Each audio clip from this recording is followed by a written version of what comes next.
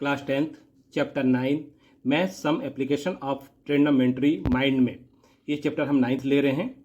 और इसका question number 1 हमारे पास क्या दिया हुआ है। क्वेश्चन नंबर 1 हमारे पास दिया हुआ है, a circus artist is climbing a 20 metre long rope which is tightly stretched and tied from the top of the vertical pole of the ground.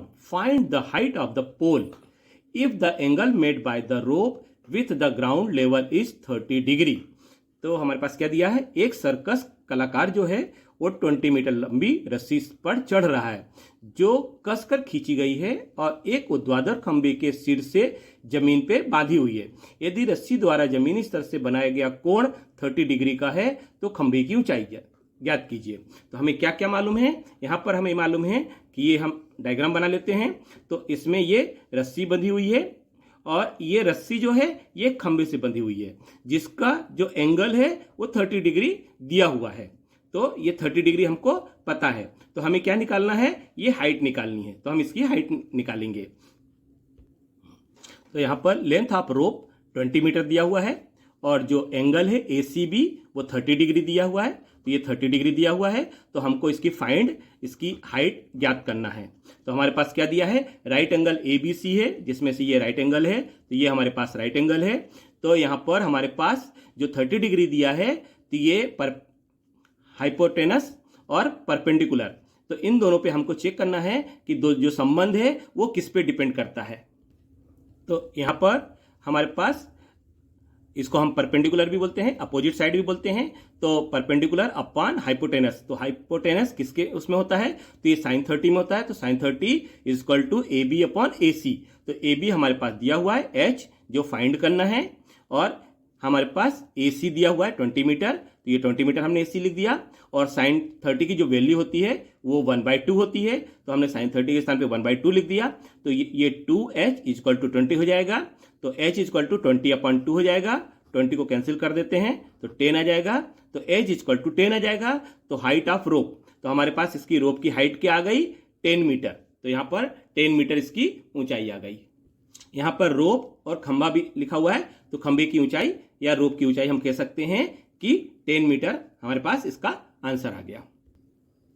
Question number 2, a tree breaks due to storm and the broken part bends so that the top of the tree touch the ground making on angle 30 degree with it. The distance between the foot of the tree to the point where is the top touch the ground is 8 meter. Find the height of tree. तो हमें क्या दिया गया है, एक तूफान के कारण एक पेड़ टूट जाता है तो हमारे पास ये एक पेड़ है जो टूट जाता है। तो टूटा हुआ हिस्सा यहाँ से मुड़ जाता है और ये हिस्सा यहाँ पर आ जाता है। इस पेड़ का शीर्ष जो है वो जमीन से 30 डिग्री पर टच करता है। तो जो इसका एंगल बनाता है वो 30 डिग्री पर टच करता है। तो पेड़ से उस बिंदु तक शीर्ष जमीन को छूता है। तो ये इसका पेड़ है और ये जब टच करता है यहाँ पर तो ये इसका वो होता है। तो इसके बीच की दूरी, जहां पर ये टच करता है उसके बीच की दूरी 8 मीटर है। तो पेड़ की ऊंचाई ज्ञात कीजिए। तो हमको यहां से लेके यहां तक इसका डिस्टेंस फाइंड करना है। तो हमने यहां पर माना कि AB x है और AD y मान लिया। तो x और प्लस y जो है वो पेड़ की ऊंचाई हो जाएगी। तो क्या क्या ले लिया हमारे पास, और एंगल क्या दिया है, एंगल ACB जो है वो 30 डिग्री दिया है। तो 30 डिग्री हो गया। BC यहाँ पर 8 मीटर है तो BC हमने 8 मीटर लिख दिया। AD जो है वो y हो गया, AB x हो गया। तो x और y मिलके पेड़ की ऊंचाई आ जाएगी। तो ये हमने हाइट जो ली वो x प्लस y हो जाएगी। तो अब हमारे पास यहाँ पे साइन और कॉस का हम देखते हैं कैसे कॉम्बिनेशन करते हैं। तो हमारे पास एंगल ABC है जिसमें 30 डिग्री है। तो इसके बेस पे हम देखेंगे कि जो tan थीटा है तो tan theta opposite upon adjacent. तो अपोजिट अपॉन एडजेसेंट tan की वैल्यू होती है। तो AB अपॉन BC, तो AB अपॉन BC हो जाएगा। तो ये हमारे पास x हो जाएगा और ये 8 हो जाएगा। तो tan 30 equal to x upon 8 हो जाएगा। तो हमारे पास tan 30 की वैल्यू क्या होती है, हमारे पास tan 30 की वैल्यू होती है 1/√3। तो x अपॉन 8 इक्वल टू 1/√3 √3, इसको हम क्रॉस मल्टीप्लिकेशन कर देंगे तो x का √3 में करेंगे तो √3 इक्वल टू x 8 हो जाएगा, और इसको x इक्वल टू लिखेंगे तो 8 ऊपर चला जाएगा, x इक्वल टू 8/3, ये हमारी इक्वेशन 1 हो गई। अब सेकंड इक्वेशन के लिए देखेंगे sin 30, तो sin 30 की वैल्यू कैसे निकालेंगे, ये साइन है और ये 30 डिग्री है, तो इसमें हम साइन पे हम क्या देखेंगे, अपोजिट अपॉन हाइपोटेनस, तो अपोजिट अपॉन हाइपोटेनस हम इसका sin 30 का वैल्यू निकालेंगे तो sin 30 इक्वल टू x/y हो जाएगा, तो ये x है और ये y है, तो ये x/y हो जाएगा, तो x/y equal to sin 30 equal to होता है 1/2, तो ये 2x इक्वल टू y हो जाएगा, तो हम इसको लिखते हैं y इक्वल टू 2x, तो ये हमारा सेकंड समीकरण हो गया। इसको हम ऐसा भी लिख सकते हैं कि जो x की वैल्यू दी हुई है 8/√3 दी हुई है, तो हम x ये y हो गया y equal to 2x, x के स्थान पे हम 8/√3 लिख देंगे, तो ये 8 2 जा 16 हो जाएगा, 16/√3 आ जाएगा। अब हमारे पास x की ये y की वैल्यू आ गई, ये x की वैल्यू आ गई, जो हाइट थी ट्री की, वो हाइट ट्री की कितनी थी, x प्लस y, तो x प्लस y में क्या हो जाएगा, x जो है 8/√3 है और y जो है 16/√3 है, तो हम √3 कॉमन कर लेंगे या एलसीएम ले लेंगे, तो एलसीएम हमारे पास √3 हो गया, तो यहाँ पे 8 + 16 आ गया, 8 + 16 24 होता है, तो 24/√3 हो गया।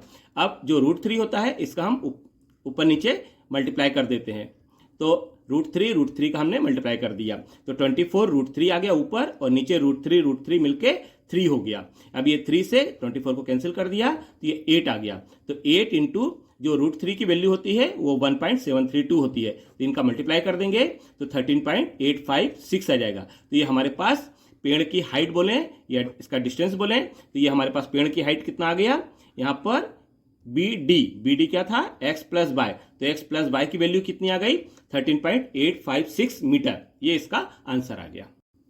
क्वेश्चन नंबर 3 में क्या है, a contractor plans to install 2 slides for the children to play in a park for the children below the age of 5 year, the prefer to have a slides whose top is at the height of 1.5 meter and is inclined at an angle of 30 degree to the ground, where the elder children see what to have a step slides at a height of 3 meter and inclined at an angle of 60 degree to the ground. What should be the length of the slides in each case? एक ठेकेदार एक park में बच्चों के लिए 2 slide स्थापित करने की योजना बना रहा है और 5 वर्ष से कम उम्र के बच्चों के लिए एक ऐसा स्लाइड रखना पसंद करता है कि जिसका शीर्ष 1.5 मीटर की ऊंचाई पे है और जमीन से 30 डिग्री पर जुड़ा हुआ है, जबकि बड़े बच्चे के लिए वह एक खड़ी स्लाइड चाहता है 3 मीटर की ऊंचाई पर स्लाइड करे और जमीन से 60 डिग्री के कोण पर झुकी हुई है। तो प्रत्येक स्थिति पर स्लाइड की हाइट क्या होनी चाहिए हमको फाइंड करना है। तो हमारे पास 2 दिए हुए हैं, एक स्लाइड का ये है, दूसरी स्लाइड का ये है। तो जो स्मॉल बच्चे हैं उनकी हाइट कितनी दी हुई है, 1.5 मीटर, तो उनकी हाइट हमारे पास 1.5 मीटर है, तो ये 1.5 मीटर है। ये 5 ईयर से ईयर वाले हैं, तो ये यहाँ पे अपन लिख देते हैं 5 ईयर्स वाले की ये स्लाइड है, और यहाँ पे जो डिग्री बनता है वो 30 डिग्री बनता है, तो ये 30 डिग्री का एंगल बनाता है। और जो एल्डर बच्चों के लिए है वो क्या है, ये दूसरी स्लाइड है, तो ये एल्डर बच्चों के लिए है। तो यहाँ पर हमारे पास क्या क्या दिया हुआ है, 3 मीटर इसकी हाइट है, तो ये 3 मीटर हाइट है और ये 60 डिग्री के एंगल पर झुका हुआ है, तो ये 60 डिग्री के एंगल पर झुका हुआ है। और हमको क्या फाइंड करना है, इन दोनों के बीच की स्लाइड की ईच केस में दूरी डिस्टेंस क्या है। तो हमें यहाँ पे क्या मालूम है कि जो 5 ईयर से बिलो बच्चे हैं उनके लिए हमने 1.5 मीटर ये हाइट ली हुई है और इसका 30 डिग्री दिया हुआ है, तो हमने इसका जो स्लाइडिंग है वो x मान लिया, तो स्लाइडिंग इसका x होगा। तो हमारे पास ये एंगल आ गया, यहाँ पे 30 डिग्री दिया हुआ है, तो 30 डिग्री के सामने अपोजिट एंड हाइपोटेनस, तो अपोजिट एंड हाइपोटेनस आता है हमारा साइन में, तो sine equal to opposite upon hypotenuse होता है।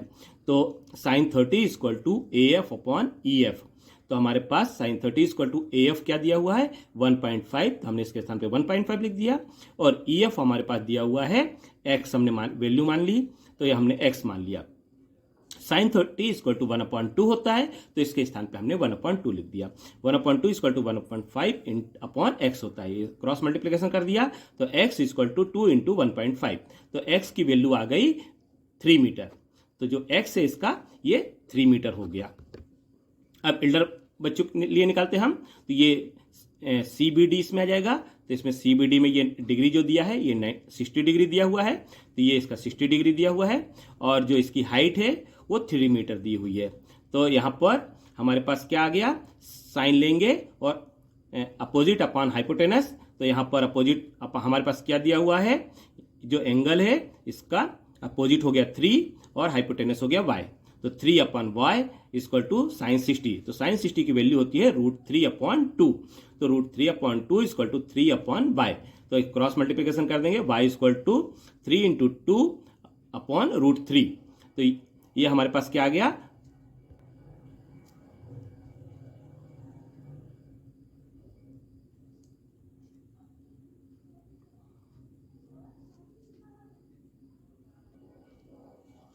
Question number 4, the angle of elevation of the top of the tower from a point on the ground which is 30 metre away from the foot of the tower is 30 degree, find the height of tower.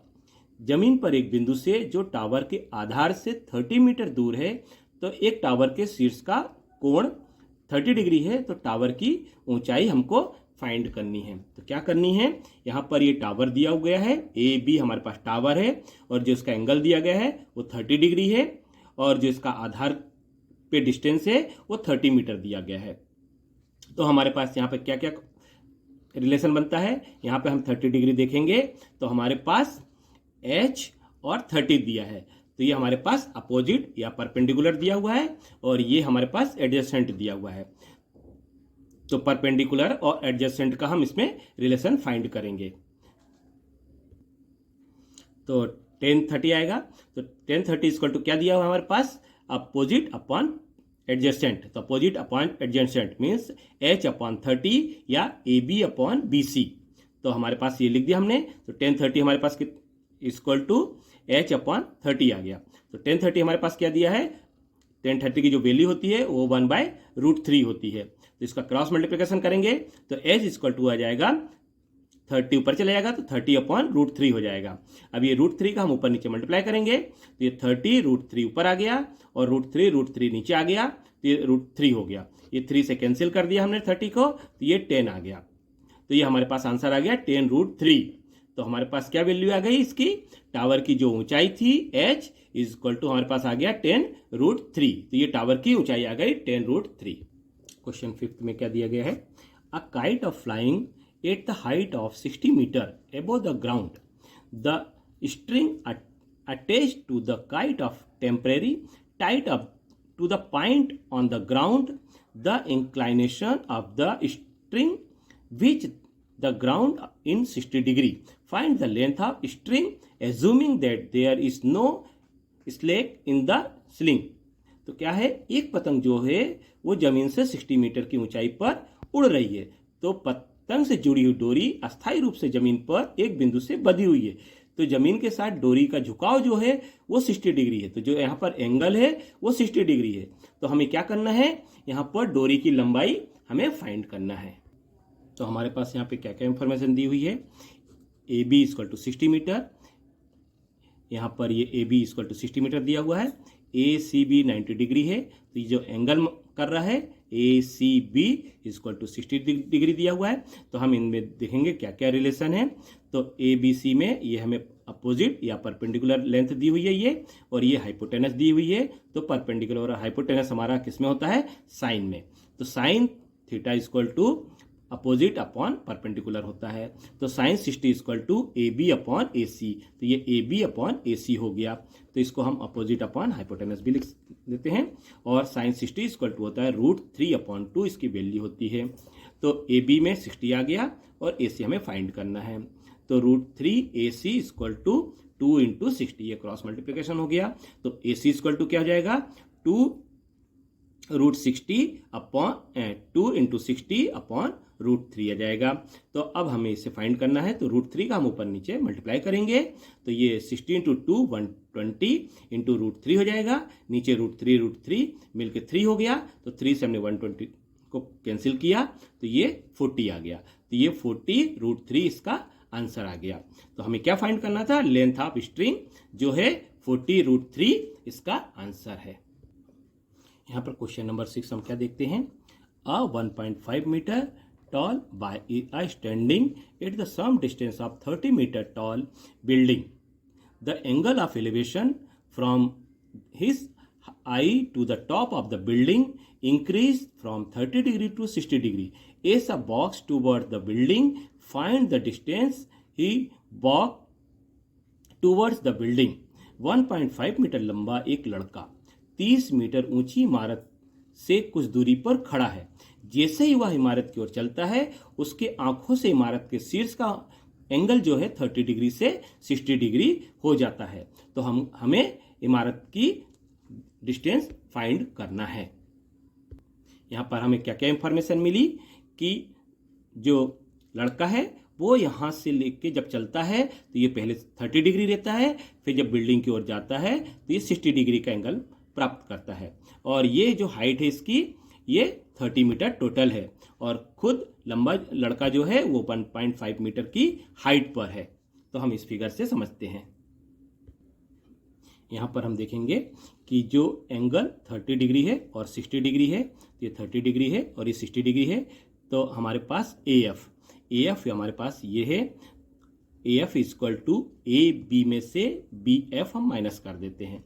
तो ये हमारे पास AB जो है वो 30 metre दिया हुआ है, और जो हमारे पास BF है, BF इधर भी है और यहाँ पे भी CD, ये दोनों इक्वल होंगे। तो ये दोनों इक्वल हो जाएंगे, तो BF 1.5 माइनस कर देंगे, मतलब AF equal to 30 minus 1.5 equal to 28.5 आ जाएगा। तो ये 28.5 आ गया, मीन्स हमारे पास ये 28.5 हो गया। अब हम इस एंगल से अपोजिट अपॉन एडजेसेंट निकालते हैं। तो दोनों किस में होता है, 10 में। तो 10 60 equal to opposite upon adjacent, तो AF अपॉन EF।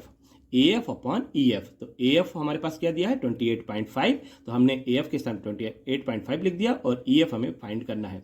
1060 की वैल्यू जो है वो √3 होती है। तो EF equal to 28.5 upon √3 metre. तो हमारे पास इसकी वैल्यू आ गई 28.5 अपॉन √3। इसके बाद हम सेकंड एंगल लेते हैं, तो इसमें हमारे पास 30 डिग्री दिया हुआ है। तो अब AF और D में देखते हैं, तो इसमें हम क्या देखते हैं, इसमें भी 1030 है, तो ये हमारे पास अपोजिट अपॉन एडजेसेंट होगा। तो ये 30 डिग्री आएगा, तो 30 डिग्री किस में आएगा, हम कन्वर्ट करते हैं 10 में। तो 30 degree equal to opposite upon adjacent, तो AF अपॉन इसमें हमारा हो जाएगा DF। तो AF upon DF equal to 1030। तो AF हमारे पास कितना है, AF हमारे पास मालूम है 28.5, और DF हमको फाइंड करना है। तो DF हम नीचे लिख देंगे इक्वल टू 1030 की वैल्यू होती है 1 अपॉन √3। तो क्रॉस मल्टीप्लिकेशन करेंगे, DF equal to 28.5 into √3 metre आ गया। तो DF की वैल्यू आ गई हमारे पास। तो यहाँ से लेके यहाँ तक का जो DF की वैल्यू थी वो 28.5 आ गई। अब हम इसका डिस्टेंस निकालेंगे भागवे का। तो डिस्टेंस कैसे निकालेंगे, DE। तो हमारे पास D कहाँ है, तो ये DE हमको ये चाहिए, मतलब यहाँ से लेके यहाँ तक हम जाता है तो ये डिस्टेंस कितना होगा। तो DE equal to DF minus EF। तो हमारे पास क्या क्या वैल्यू दी गई है, DE की वैल्यू क्या दी गई है 28.5 मान √3 आया था, तो ये हमने लिख दिया। और EF हमारे पास क्या है, ये EF 28.3 है और DF 28.5 है। तो ये हमने दोनों की वैल्यू यहाँ पे पुट कर दी। अब √3 नीचे आ गया, तो √3 एलसीएम आ जाएगा, तो √3 हो जाएगा। √3 का इस से मल्टीप्लाई करेंगे तो 3 हो जाएगा, तो 28.5 इंटू 3 आ जाएगा, माइनस 28.5 आ जाएगा। अब ये 28.5 इसमें भी है, इसमें भी है, तो हमने कॉमन किया, तो 28.5 कॉमन किया, तो इसमें से 3 माइनस 1 बच जाएगा, और ये 3 माइनस 1 यदि हम माइनस करते हैं तो ये 2 हो जाएगा। अब नीचे का √3 से √3 का मल्टीप्लाई कर देते हैं, तो ऊपर √3 5 में 2 का मल्टीप्लाई कर देंगे तो 57 आ जाएगा। 57 इंटू √3 हो जाएगा। √3 और √3 नीचे मिलकर 3 हो जाएगा। इन दोनों को हम कैंसिल कर देंगे तो ये 19 आ जाएगा। तो हमारे पास क्या आंसर आ गया? 19 √3। मीन्स यहां से यहां तक का जो डिस्टेंस है इमारत की कितनी दूरी, इमारत की ओर वो कितनी दूरी पे चला, या हम बोल सकते हैं टूवर्ड्स द बिल्डिंग। तो टूवर्ड्स द बिल्डिंग कितना यहाँ पे डिस्टेंस हुआ? 19 √3 metres. Question 7, from the point of the ground the angle of elevation of the bottom and the top of the transmission tower fix at the top of 20 metre height building are 25 degree and 60 degree representatively find the height of tower. जमीन पर एक बिंदु से 20 metre ऊंची इमारत के शीर्ष पर लगे ट्रांसमीटर टावर के नीचे और शीर्ष का जो एंगल है वो 45 टू 60 डिग्री दिया हुआ है। तो हमें टावर की हाइट ज्ञात करना है। तो हमें यहाँ से लेके यहाँ तक टावर की हाइट इसकी फाइंड करनी है। तो हमें इसमें क्या क्या दिया है वो हम देख लेते हैं। पहले 45 डिग्री और 60 डिग्री दिया हुआ है। तो ये एंगल दिया हुआ है 45 डिग्री और ये 60 डिग्री। यहाँ पे 45 डिग्री जो है BDA है और जो 60 डिग्री है CBDA है। ये 60 डिग्री दिया हुआ है और 20 मीटर हमको दिया है AB। तो यहाँ पर AB 20 मीटर बिल्डिंग की हाइट दी हुई है। तो ये बिल्डिंग की हाइट 20 मीटर यहाँ से यहाँ तक दिया हुआ है। तो हमारे पास हम क्या फाइंड करते हैं? DA = X। तो हम इसको X मीटर वैल्यू फाइंड कर मान लेते हैं। और एंड और BC जो टावर है वो टावर की ऊंचाई H है। तो यहाँ पर टावर की ऊंचाई हम H मान लेते हैं। तो ये BC = H, इसका टावर की हाइट आ गई। तो हमारे पास क्या दिया है? BAD। तो हम पहले BAD मीन्स ये वाले एंगल को लेते हैं। तो इस वाले एंगल में हम देखेंगे कि ये एंगल है और ये अपोजिट अपॉन एडजेसेंट है। तो हमारे पास 1045 = अपोजिट अपॉन एडजेसेंट। तो AB/DA दिया हुआ है। तो 1045 = 1 होता है और AB हमारे पास 20 है और DA हमारे पास X है। तो X 20/X दिया हुआ है। तो ये हम क्रॉस कर देंगे तो X यहाँ पे आ जाएगा। तो X = 20 मीटर। तो हमारे पास X की वैल्यू जो आ गई ये 20 मीटर हमारे पास इसकी वैल्यू आ गई। फिर क्या है? CAD। हमारे पास CAD ये वाला एंगल दिया हुआ है। तो ये वाला एंगल हमारे पास 60 डिग्री दिया है। तो 1060 = अपोजिट अपॉन एडजेसेंट। तो AC/DA। तो ये DA हो गया और ये AC हो गया पूरा। तो AC/DA। तो 1060 की वैल्यू हमारे पास क्या होती है? √3। तो 1060 के स्थान पे हमने √3 लिख दिया। और ये हमारे पास AC क्या हो गया? AC यहाँ से लेके यहाँ तक है। तो ये हमको यहाँ तक AB 20 पता है और ये BC जो है वो H है। तो ये 20 + H हो जाएगा। तो √3 = 20 + H/X हो जाएगा। यहाँ पर X की वैल्यू यदि हमें फाइंड करना है तो X को इधर कर देते हैं, √3 को इधर कर देते हैं। तो X = H + H/√30 आ गया। तो ये हमारे पास इक्वेशन 2 आ गई और यहाँ पे X की वैल्यू 20 जो थी वो इक्वेशन 1 थी। अब यहाँ पर X की वैल्यू हम 20 लिख देते हैं। तो ये 20 + H/√3 हो जाएगा। इसका क्रॉस मल्टीप्लिकेशन करते हैं तो 20 + H = 20 √3 आ जाएगा। अब ये हमारे पास H की वैल्यू फाइंड करेंगे तो ये इस साइड जाएगा, तो इस साइड जाएगा तो ये माइनस का हो जाएगा। तो हमारे पास H क्या जाएगा? इन दोनों में से हम कॉमन करते हैं तो हम इसको ऐसा लिख सकते हैं 20 √3 - 20 और H = 20 दोनों में से कॉमन करेंगे तो √3 - 1 आ जाएगा। तो ये H = 20 √3 - 1 इसकी वैल्यू आ गई।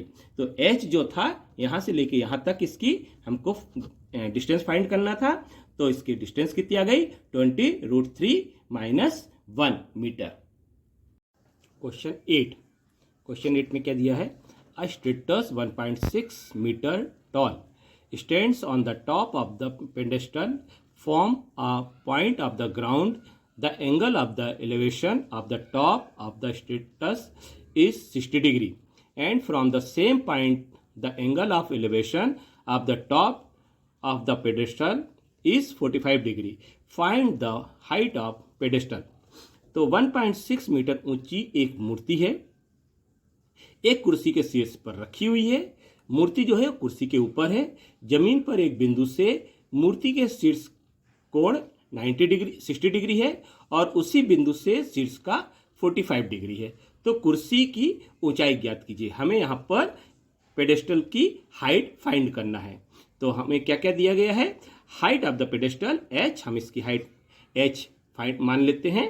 तो हमारे पास क्या डायग्राम दिया गया है, यदि हम देखें तो ये 45 डिग्री है ACB और हमारे पास DCB जो है वो 60 डिग्री है। तो ये 45 डिग्री और 60 डिग्री और जो इसकी हाइट दी गई है स्टेटस वो 1.6 है। तो हमारे पास इसकी 1.6 मीटर हाइट दी गई है।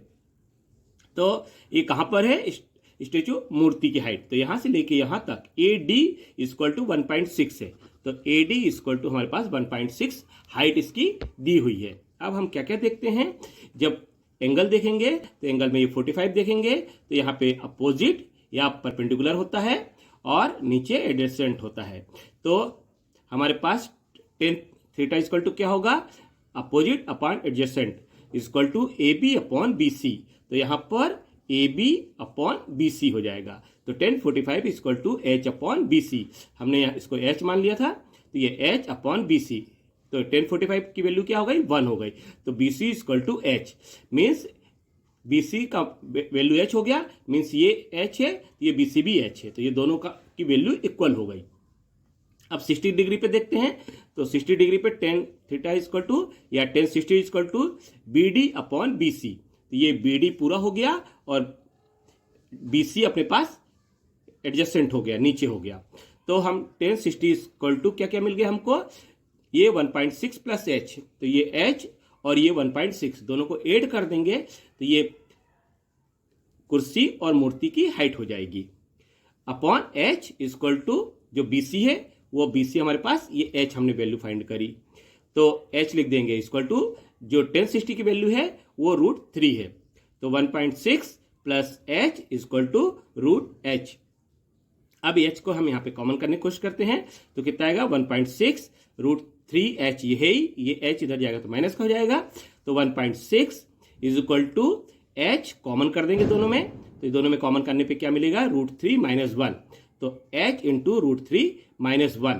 तो हमारे पास क्या आ गया, 1.6 is equal to H into √3 - 1।